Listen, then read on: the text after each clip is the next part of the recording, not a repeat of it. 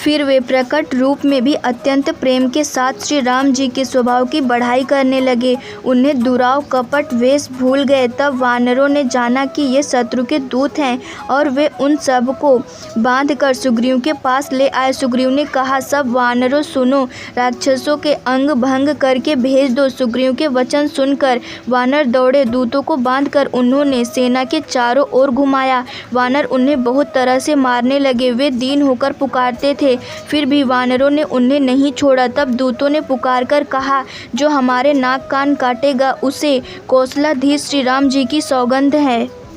यह सुनकर लक्ष्मण जी ने सबको निकट बुलाया। उन्हें बड़ी दया लगी। इससे हंसकर उन्होंने राक्षसों को तुरंत ही छुड़ा दिया और उनसे कहा, रावण के हाथों में यह चिट्ठी देना और कहना, हे कुल घातक, लक्ष्मण के शब्दों संदेशे को बाँचो। फिर उस मूर्ख से जबानी यह मेरा उदार कृपा से भरा हुआ संदेश कहना कि सीता जी को देकर उनसे श्री राम जी से मिलो, नहीं तो तुम्हारा काल आ गया समझो। लक्ष्मण जी के चरणों में मस्तक नवाकर श्री राम जी के गुणों की कथा वर्णन करते हुए दूत तुरंत ही चल दिए। श्री राम जी का यश कहते हुए वे लंका में आए और उन्होंने रावण के चरणों में सिर नवाए।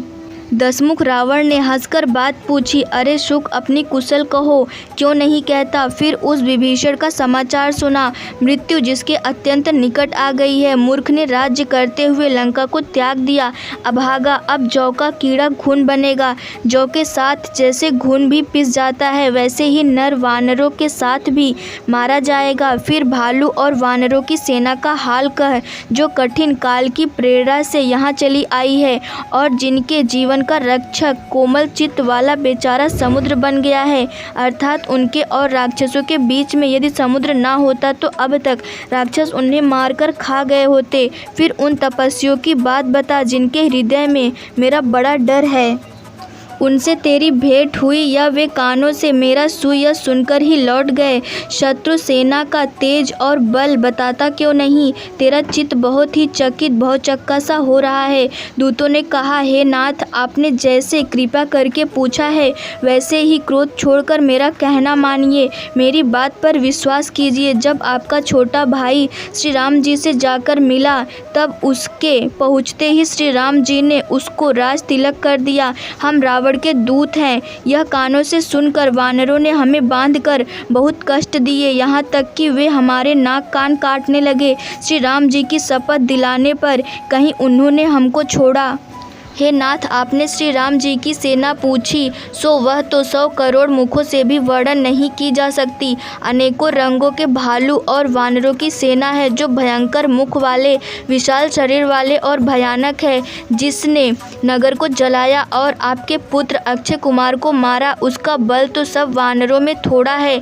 असंख्य नाम वाले बड़े ही कठोर और भयंकर योद्धा हैं।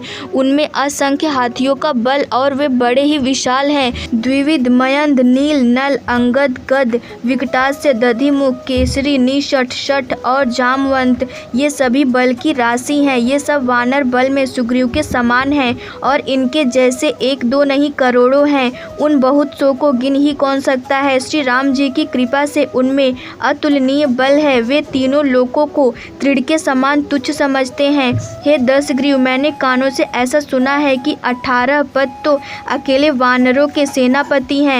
हे नाथ, उस सेना में ऐसा कोई वानर नहीं है जो आपको रण में न जीत सके। सबके सब अत्यंत क्रोध से हाथ खींचते हैं, पर श्री रघुनाथ जी उन्हें आज्ञा नहीं देते। हम मछलियों और सांपों सहित समुद्र को सोख लेंगे, नहीं तो बड़े बड़े पर्वतों से उसे भरकर पूरा पाट देंगे और रावण को मसल कर धूल में मिला देंगे। सब वानर ऐसे ही वचन कह रहे हैं। सब सहज ही निडर हैं। इस प्रकार गरजते और डपटते हैं मानो लंका को निगल ही जाना चाहते हैं। सब वानर भालू सहज ही सूरवीर हैं।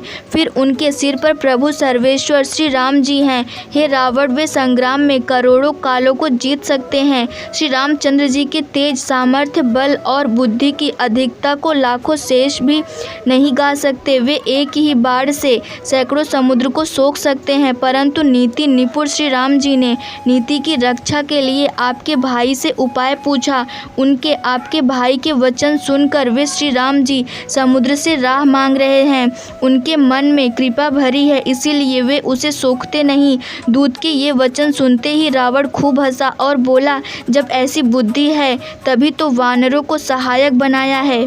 स्वाभाविक ही डरपोक विभीषण के वचनों को प्रणाम करके उन्होंने समुद्र से मचलना बाल हट ठाना। हे मूर्ख, झूठी बढ़ाई क्या करता है? बस मैंने शत्रु राम के बल और बुद्धि की थाह पा ली। जिसके विभीषण जैसा डरपोक मंत्री हो, उसे जगत में विजय और विभूति ऐश्वर्य कहाँ। दुष्ट रावण के वचन सुनकर दूत को क्रोध बढ़ आया।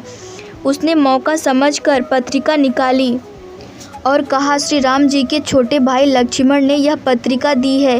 हे नाथ, इसे बचवा कर छाती ठंडा कीजिए। रावण ने हंसकर उसे बाएं हाथ से लिया और मंत्री को बुलाकर वह मूर्ख उसे बाँचने लगा।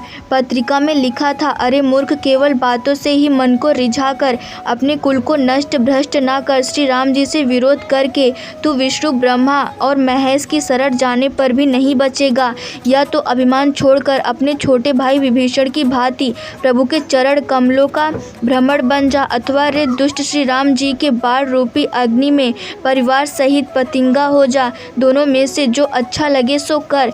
पत्रिका सुनते ही रावण मन में भयभीत हो गया, परंतु मुख से ऊपर से मुस्कुराता हुआ वह सबको सुनाकर कहने लगा, जैसे कोई पृथ्वी पर पड़ा हुआ हाथ से आकाश को पकड़ने की चेष्टा करता हो, वैसे ही यह छोटा तपस्वी लक्ष्मण वागीविलास करता है, डींग हाँकता है। शूद्रदूत ने कहा, हे नाथ, अभिमानी स्वभाव को छोड़कर इस पत्र में लिखी सब बातों को सत्य समझिए। क्रोध छोड़कर मेरा वचन सुनिए।